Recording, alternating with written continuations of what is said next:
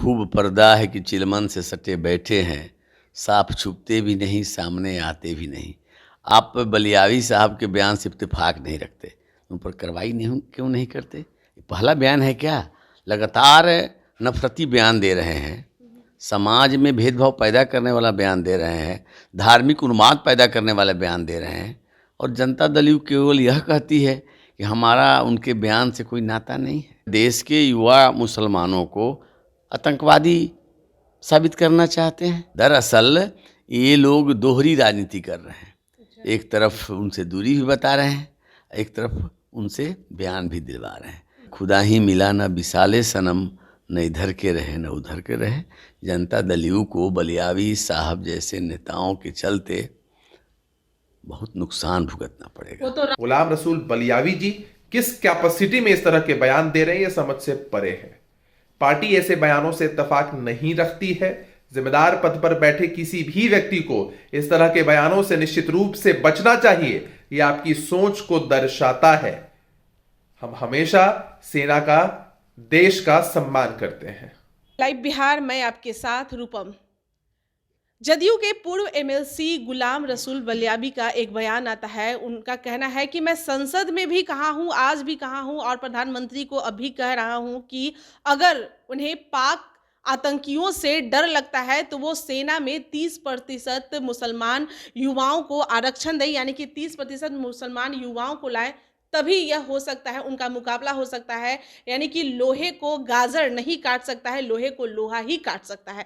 आज इसी मुद्दे पर बात करने के लिए बीजेपी से संजय टाइगर जी, जो कि प्रबुद्ध प्रवक्ता है यहाँ के, हम इनसे बात करते हैं कि गुलाम रसूल बलियावी जी का जो इस तरह का बयान है, क्या लग रहा है आपको, क्या करना चाहिए?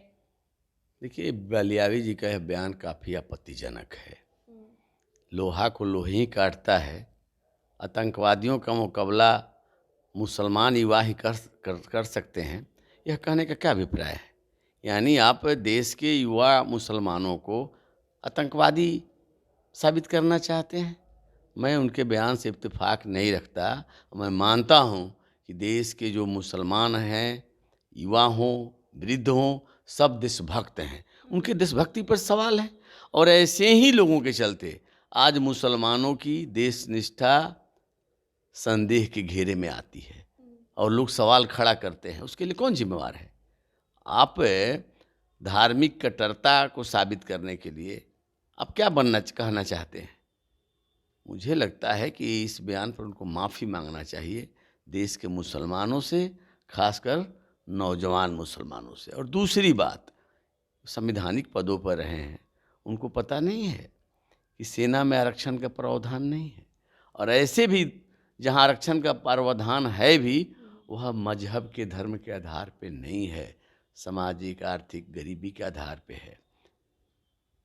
तो मुझे लगता है कि जानबूझ करके समाज में कैसे नफरत पैदा हो, कैसे भेदभाव पैदा हो, और उनकी जो डूबती हुई राजनीति है उसको कहीं तिनके का सहारा मिल जाए, इस उम्मीद में बैठे हैं। और मैं तो उम्मीद करता हूं जनता दल यू से कि ऐसे लोगों से निपटे। अगर ऐसे लोगों को प्रश्रय दिया जाएगा तो देश को तो नुकसान होगा ही, उनके पार्टी को भी काफ़ी नुकसान होगा। तो जनता दल यू ये बताना चाहिए, क्या जनता दल यू बलियावी साहब के बयान से इत्तेफाक रखती है? यदि हाँ तो यह भी बताए, नहीं तो उन पर कार्रवाई करे। सर, बलियावी जी आखिर इस तरह के बयान क्यों दे रहे हैं? क्योंकि जदयू के भी प्रवक्ता कह रहे हैं कि इस तरह के बयान पार्टी स्वीकार नहीं करती है, तो आखिर उनका कहने का मतलब क्या है? क्या चाहते हैं वो देश में, क्या क्या करवाना चाहते हैं? देखिए, खूब पर्दा है कि चिलमन से सटे बैठे हैं, साफ छुपते भी नहीं, सामने आते भी नहीं। आप बलियावी साहब के बयान से इत्तेफाक नहीं रखते, उन पर कार्रवाई नहीं क्यों नहीं करते? ये पहला बयान है क्या? लगातार नफरती बयान दे रहे हैं, समाज में भेदभाव पैदा करने वाला बयान दे रहे हैं, धार्मिक उन्माद पैदा करने वाला बयान दे रहे हैं, और जनता दल यू केवल यह कहती है कि हमारा उनके बयान से कोई नाता नहीं है। तो उनसे तो नाता तोड़िए, हिम्मत दिखाइए। दरअसल ये लोग दोहरी राजनीति कर रहे हैं, एक तरफ उनसे दूरी भी बता रहे हैं, एक तरफ उनसे बयान भी दिलवा रहे हैं। इसका उनको फ़ायदा नहीं होगा और नुकसान ही होगा। न खुदा ही मिला न विसाले सनम, न इधर के रहे न उधर के रहे। जनता दलियों को बलियावी साहब जैसे नेताओं के चलते बहुत नुकसान भुगतना पड़ेगा। वो तो रामदेव बाबा पर भी सवाल खड़ा कर रहे हैं कि कपड़ा नहीं पहनते हैं, इस तरह के ये कर रहे हैं, लश्करे तैयबा से ये उन्हें जोड़ रहे हैं, और साथ ही साथ कह रहे हैं कि जितने भी उनके प्रोडक्ट है उसकी भी जांच करवानी अब चाहिए। देश के युवा मुसलमानों को जब वो आतंकी बताने पर तुले हुए हैं तो किसको क्या नहीं बोलेंगे, कुछ भी बोल सकते हैं। मुझे लगता है कि उनको ऐसा लगता है कि उनकी जो राजनीति है फीकी पड़ गई है। कुछ लोग हैं जो बिना पद के नहीं रह पाते।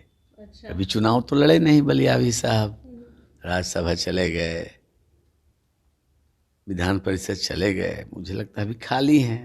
उनको लगता है कि शायद दल का ध्यान जाए और चुप करवाने के लिए कुछ ना कुछ मिल जाए। लेकिन आप तो पहले कहते नजर आ रहे थे कि वो काफी खुशबू फैलाते थे। नहीं, खुशबू तो मैं कहता हूँ कि पहले जब वो आलिम के नाते धार्मिक तकरीर करते थे तो धर्म की बात करते थे, और किसी धर्म में बुराई नहीं है, सभी धर्मों में अच्छी बातें ही कही गई है। लेकिन अब इस तरह के बयानों से तो लगता है कि अब उन्होंने खुशबू के बजाय बदबू फैलाना मुनासिब समझा है, और इससे उनको भी नुकसान होगा, उनके पार्टी को भी नुकसान होगा, और देश के युवा मुसलमानों पर जो इन्होंने सवाल खड़ा किया है वह भी एक गंभीर मसला है। और मैं समझता हूँ कि देश के युवा मुसलमानों को इनका प्रतिकार करना चाहिए, इनका विरोध करना चाहिए। हम इनके बात से कतई सहमत नहीं हैं कि लोहा से लोहा कटेगा और देश के जो दुश्मन हैं, जो आतंकी हैं, उनका मुकाबला युवा मुसलमान ही कर पाएंगे।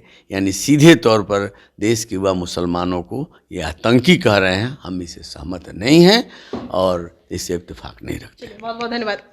तो संजय टाइगर जी हमारे साथ जुड़े हुए थे, और साथ ही साथ जदयू के प्रवक्ता अभिषेक, उनकी भी मैं आपको वीडियो दिखाना चाहूंगी। वो क्या कुछ कह रहे हैं, पहले वो आप सुन लीजिए। हमारी पार्टी ऐसा मानती है कि सेना के शौर्य और पराक्रम पर सवाल उठाने का अधिकार किसी को भी नहीं है। ऐसे मुद्दे राजनीति के लिए नहीं होते हैं। सेना का मनोबल हमेशा बढ़ा रहना चाहिए। सेना ने कई मौकों पर साबित किया है कि किसी भी परिस्थिति से निपटने के लिए वो लोग सक्षम है। हमारे हजारों सेना के जवानों ने शहादत दी है, तब जाकर देश की सीमाएं सुरक्षित रहती है।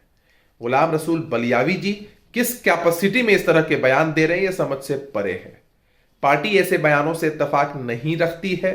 जिम्मेदार पद पर बैठे किसी भी व्यक्ति को इस तरह के बयानों से निश्चित रूप से बचना चाहिए। यह आपकी सोच को दर्शाता है। हम हमेशा सेना का, देश का सम्मान करते हैं। तो आपने सुना, चाहे बीजेपी प्रवक्ता हो या जदयू प्रवक्ता हो, दोनों का एक ही कहना है कि इस तरह से बलियावी जी का जो कहना है वो काफी गलत है। मुसलमान युवाओं पर वो एक तरह से सवाल खड़ा कर रहे हैं कि लोहे को लोहा काटा, यानी कि पाक आतंकियों से अगर भिड़ना है तो मुसलमान युवा को भिड़ा दीजिए। ये कहने का क्या अर्थ उनका बनता है, और उन पे सवाल भी खड़ा हो रहा है। जिस तरह से संजय टाइगर कह रहे हैं कि जितने भी मुसलमान युवा हैं उन्हें उनका बहिष्कार करना चाहिए, उनका प्रतिकार करना चाहिए कि इस तरह के, ताकि वह बयान अगला बार से ना दे सके। चलिए अभी के लिए इतना ही। लाइव बिहार YouTube पर सब्सक्राइब और Facebook पर लाइक जरूर करें।